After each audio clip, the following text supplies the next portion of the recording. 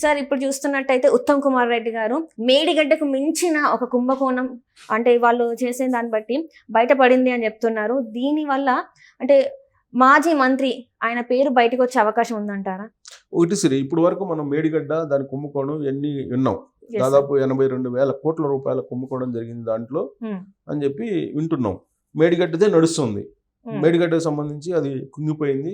కాళేశ్వరంలో అంతర్భాగంగా అది ఉంది కాబట్టి అది కుంగిపోయింది. దానికి బాధ్యులు ఎల్ఎన్టీ వాళ్ళు చేయాలి అని చెప్పి అడుగుతుంటే ఎల్ఎన్టీ వాళ్ళు మేము చేస్తానని చెప్పి అప్పుడు గవర్నమెంట్కి లెటర్ రాసాం కానీ ఇప్పుడు మేము చెయ్యమని చెప్పి వాళ్ళు అంటూ ఈ వాదం నడుస్తుంది. సో ఎల్ఎన్టీ వాళ్ళు మేము చెయ్యమన్నారు. నిన్న ఉత్తమ్ కుమార్ రెడ్డి మీటింగ్ పెట్టారు.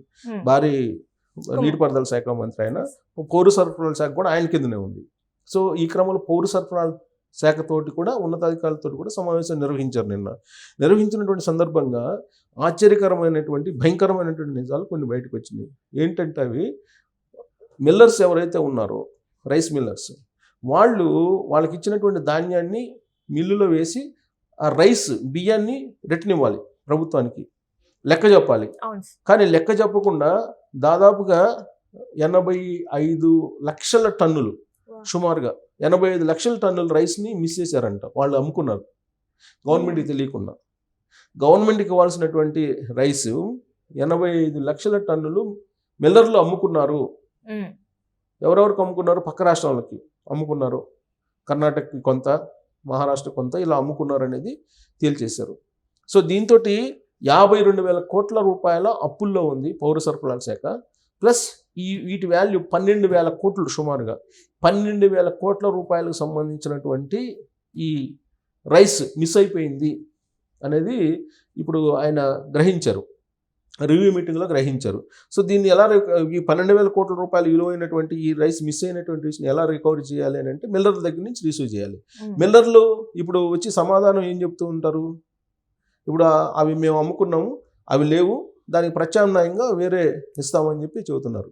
సో ఇక్కడ మిస్ అయింది. ఇప్పుడు ఎందుకు మిస్ అయింది, ఎవరు మిస్ చేశారు, అసలు మిల్లర్లు ఈ విధంగా ఎందుకు తయారు చేశారు, అసలు సిస్టమ్ ఎలా ఉంటుంది అనేది మనం విశ్లేషణ చేసుకుంటే జనరల్గా ఏంటంటే FCI, food corporation of India వాళ్ళు ఈ ప్యాడీని కొంటారు. కేంద్ర ప్రభుత్వం తరపు నుంచి ప్యాడీ కొంటే ఏది ఒడ్లు కొని అది మిల్లర్లకు ఇస్తే మిల్లర్లు మిల్లు వేసి రైస్ ఇవ్వాలి.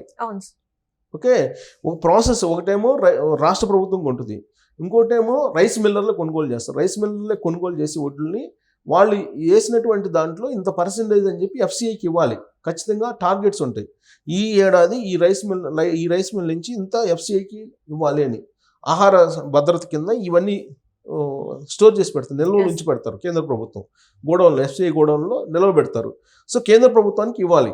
కేంద్ర ప్రభుత్వం ఏం చేస్తుంది, దానికి రియంబర్స్మెంట్ చేస్తుంది, అమౌంట్ ఇస్తుంది మళ్ళీ. సో కానీ ఇప్పుడు 100 కేజీల వడ్లు కొంటే ఇదిగో ఇన్ని కేజీలు రైస్ మాకు ఇవ్వాలి అని చెప్పి వాళ్ళు పెడతారు. అంత రైస్ ఇవ్వాలి వాళ్ళకి. కానీ వీళ్ళు ఏం చేస్తున్నారు, ఇప్పుడు మొత్తం రాష్ట్ర ప్రభుత్వం కొంది ఈ మధ్యకాలంలో, కేంద్ర ప్రభుత్వం ఒక టార్గెట్ పెట్టి ఇదిగో ఇంత కొంటమే ఉంది. మిగిలినటువంటి ధాన్యం ఏదైతే ఉందో, ఎక్కువ పండింది తెలంగాణలో, ఎక్కువ పండినటువంటి ధాన్యం ఏదైతే ఉందో దాన్ని కొనాలి అని చెప్పేసి కేంద్ర ప్రభుత్వానికి లెటర్ పెట్టారు రాష్ట్ర ప్రభుత్వం మరొక రకంగా స్పందించింది, కేంద్ర ప్రభుత్వం ఇంకో రకంగా స్పందించింది. అప్పుడు బీఆర్ఎస్ పార్టీకి, కాంగ్రెస్ పార్టీ, బీజేపీ పార్టీకి మధ్యలో గందరగోళం అయింది. ఇవన్నీ మనం చూసాం. రైస్ మిల్ దగ్గరికి వెళ్ళి కాంగ్రెస్ పార్టీ వాళ్ళు ప్రతిపక్ష నేతగా వాళ్ళు వెళ్ళి అక్కడ విజిట్ చేయడం, ఇవన్నీ గత 3-4 సంవత్సరాల నుంచి మనం చూస్తున్నాం. లాస్ట్ ఇయర్ అయితే అసలు ఈ ఒడ్ల మీదనే ఎక్కువగా అన్ని పార్టీలు కాన్సన్ట్రేషన్ చేసి రాజకీయం చేశాయి. సో ఇప్పుడు రాష్ట్ర ప్రభుత్వం కొనుగోలు చేసింది, కేంద్ర ప్రభుత్వం కొనుగోలు చేయనుంది. మా లిమిట్స్ కాదు, మేము ఒక లిమిట్ వరకే కొంటామని చెప్పింది, కాబట్టి మేము కొనాల్సి వస్తుందని చెప్పి రాష్ట్ర ప్రభుత్వం కొంది. కొన్నటువంటి రాష్ట్ర ప్రభుత్వం ఆ ఒడ్లను ఎక్కడ పడేసింది, రైస్ మిల్లర్లకు ఇచ్చింది. రైస్ మిల్లర్లు ఏం చేస్తారు, మిల్లు ఏం చేసుకుని రైస్ అమ్మేసుకున్నారు. సో ఇప్పుడు ఈ 12,000 కోట్ల రూపాయలు ఎవరు ఇవ్వాలి అనే దాని మీద ప్రశ్న వేసుకుంటే మిల్లర్లందరినీ పిలిపించి ఉత్తమ్ కుమార్ రెడ్డి మాట్లాడితే దాని మీద దాట వేసేటువంటి ప్రయత్నం చేస్తున్నారు. దీని మీద ఏం చేయాలి, లీగల్ యాక్షన్ తీసుకోవాలా లేదంటే క్రిమినల్ యాక్షన్ తీసుకోవాలా, ఏం చేయాలి అనే దాని మీద పోస్ట్ మార్టం జరుగుతుంది. ఈ పోస్ట్ మార్టం జరుగుతున్నటువంటి క్రమంలో ఎక్కువ రైస్ మిల్స్ ఎక్కడున్నాయి, మిర్యాలగూడ ప్రాంతంలో ఉన్నాయి, నల్గొండ జిల్లాలో ఎక్కువ మిర్యాలగూడ మొత్తం అక్కడి నుంచే. సో అయితే ఈ మిల్లర్లు అమ్ముకోవడం వెనక ఒక మాజీ మంత్రి ఉన్నారు. ఈ మాజీ మంత్రి ప్రమేయంతో ఈ మొత్తం లాబింగ్, ఈ మొత్తం సంబంధించినటువంటి వ్యవహారం నడిచింది అనేది ఇప్పుడు కాంగ్రెస్ పార్టీ అనుమానిస్తుంది. సో ఆ మాజీ మంత్రిని బేస్ చేసుకొని, ఆ మాజీ మంత్రి కేంద్రంగా చేసుకొని ఈ మొత్తం వ్యవహారం నడిచింది అనేది ఇప్పుడు ప్రాథమికంగా ఒక అభిప్రాయానికి కాంగ్రెస్ పార్టీ వచ్చేస్తుంది. ఈ క్రమంలో ఇప్పుడు మిల్లర్ల మీద తీసుకోవాలా, ఆ మాజీ మంత్రి మీద చర్య తీసుకోవాలా అని అంటే మిల్లర్లు ఆన్ రికార్డు దొరుకుతున్నారు. బట్ మాజీ మంత్రి కేవలం మౌఖికంగా ఇచ్చినటువంటి ఆదేశాలు, ప్రభుత్వంలో మళ్ళీ వస్తామని చెప్పి బీఆర్ఎస్ సంబంధించినటువంటి మంత్రి ప్రభుత్వంలో మళ్ళీ వస్తామని చెప్పి చెప్తే వాళ్ళు ఇష్టం వచ్చినట్టు వాళ్ళు చేశారు. మళ్ళీ అధికారం రాలేదు. సీన్ కట్ చేస్తే ఈ మాజీ మంత్రి ప్రోద్బలంతో మేము చేసామని చెప్పి వాళ్ళు కొంతమంది కాంగ్రెస్ పార్టీకి చెప్పినట్టు మనకు సమాచారం ఉంది సచివాలయ వర్గాల నుంచి. సో కాబట్టి ఈ మొత్తం కుంభకోణాన్ని బయటకు తీయాల్సింది ఒకటి. రెండేంటంటే కేంద్ర ప్రభుత్వాన్ని కూడా అప్పుడున్నటువంటి బీఆర్ఎస్ ప్రభుత్వం మోసం చేసింది. సంవత్సరానికి దాదాపుగా 25,000 కోట్ల రూపాయలు రైస్లో కుంభకోణం చేసింది అనేది అప్పట్లో వినిపించింది. బీజేపీ కూడా అదే చెప్పింది. అప్పట్లో బీజేపీ కూడా బీఆర్ఎస్ పార్టీ మీద అదే ఆరోపణలు చేసింది. ఎలా ఈ కుంభకోణాన్ని చేసింది, ఏ విధంగా ఈ ఏడాదికి 25,000 కోట్ల రూపాయలు సుమారుగా దోచేసుకున్నారు బీఆర్ఎస్ పార్టీకి సంబంధించిన నేతలు అనేది అప్పట్లో చెప్పింది. అంటే 10 సంవత్సరాల పాటు జరిగినటువంటి తతంగం ఇది. అంటే ఎంత పెద్ద కుంభకోణం చూడండి. ఏడాదికి 25,000 కోట్ల కుంభకోణం అంటే ఈ 10 సంవత్సరాలు ఎంత కుంభకోణం చేస్తుంటారు బీఆర్ఎస్ పార్టీకి సంబంధించినటువంటి. ఎలా జరిగింది ఆ కుంభకోణం? ఎలా జరిగిందంటే ఇప్పుడు ఎఫ్సిఐ ప్రొక్యూర్ చేస్తుంది, రైస్ ప్రొక్యూర్ చేసుకుంటుంది FCI, food corporation of India. ఆ సందర్భంగా ఏంటంటే ఒక విధంగానేమో బాయిల్డ్ రైస్కి ఉంటుంది విధానం, రా రైస్కి మరొక రకంగా ఉంటుంది. ఇక్కడ బాయిల్డ్ రైస్కి ఒక తక్కువ వస్తుంది, బాయిల్డ్ రైస్కి వచ్చేటువంటి క్వాంటిటీ, రైస్ క్వాంటిటీ తక్కువ వస్తుంది. అలాగే రా రైస్ క్వాంటిటీ ఎక్కువ వస్తుంది. సో అలాగ వీళ్ళు ఏం చేశారు, ఉల్టా చేసి లెక్కలు ఇచ్చారు. లెక్కలు ఇచ్చి ఈ సుమారుగా 25,000 కోట్ల రూపాయల కుంభకోణానికి పాల్పడ్డారు ఏడాదికి అని చెప్పి అప్పట్లో బీజేపీ వాళ్ళు చెప్పినటువంటి లెక్క. సో ఇది మొత్తం బయట రావాల్సి ఉంది. ఈ మొత్తం బయటకు వస్తే కనుక నల్గొండని బేస్ చేసుకుని ఉన్నటువంటి ఒక మాజీ మంత్రి ఈ మొత్తం వ్యవహారం నడిపించారు.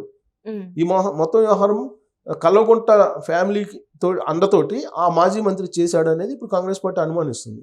సో దీని మీద ఎంక్వైరీ చేస్తే కనుక మేడికొండ కన్నా మించినటువంటి కుంభకోణం బయటకు వచ్చేటువంటి అవకాశం ఉందని చెప్పి కాంగ్రెస్ పార్టీ భావిస్తుంది. సో ఇప్పుడు మేడిగడ్డ మీద ఆల్రెడీ లీగల్ విచారణకు జ్యుడిషియల్ విచారణ వేయాలి, జ్యుడిషియల్ కమిషన్ వేయాలి అనేటువంటి ఒక నిర్ణయం ప్రాథమికంగా తీసుకున్నారు. దాన్ని మించినటువంటి కుంభకోణం ఇది రైస్ కుంభకోణం. సో దీని మీద ఎలాంటి చర్యలు తీసుకుంటారు? ఒకవేళ కనుక లీగల్ కమిషన్ దీని మీద కూడా వేస్తే జ్యుడిషియల్ కమిషన్, అప్పుడు ఆ మాజీ మంత్రి శాశ్వతంగా జైలుకి వెళ్ళేటువంటి అవకాశం ఉందని చెప్పి ఇప్పుడు కాంగ్రెస్ పార్టీ వర్గాల్లో చర్చ జరుగుతుంది.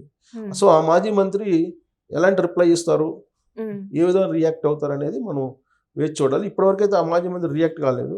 ఆ మాజీ మంత్రి పేరు కూడా చెప్పట్ల కాంగ్రెస్ పార్టీ వాళ్ళు.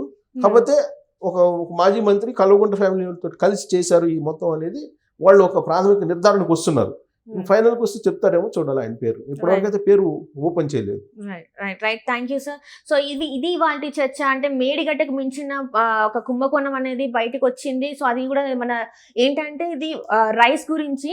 సో ఇది కనుక బయటకు వస్తే మాజీ మంత్రి పేరు బయటకు వస్తుందో, ఆయన మీద ఎలాంటి చర్యలు తీసుకుంటారు ఈ ప్రభుత్వం అనేది వేచి చూడాలి. Thank you.